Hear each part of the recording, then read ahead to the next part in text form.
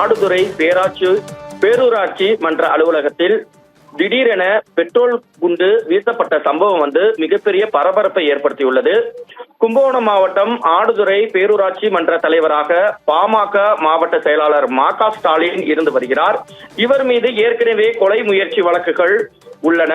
இந்த நிலையில் இன்று காலை இளையராஜா மற்றும் அருண் உள்ளிட்ட 2 பேர் தன்னுடைய ஆதரவாளர்களுடன் பேரூராட்சி மன்ற அலுவலகத்தில் இருந்துள்ளார்.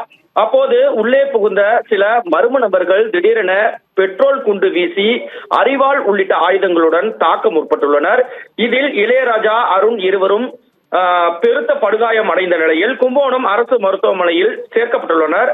மேலும் அங்கிருந்து லாவகமாக மா.க. ஸ்டாலின் தப்பி சென்றுள்ளார். இது குறித்த தகவல் அறிந்து சம்பவ இடத்திற்கு வந்த திருவிடைமருதூர் போலீசார் தற்போது விசாரணை நடத்தி வருகின்றனர்.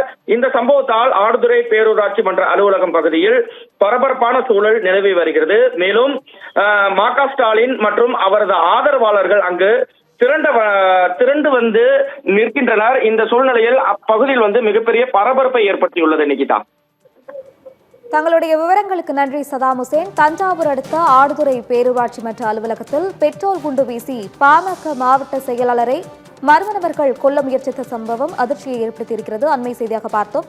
விவரங்களை செயலர் சதாம் ஹுசேன் வழங்கியதை கேட்டோம்.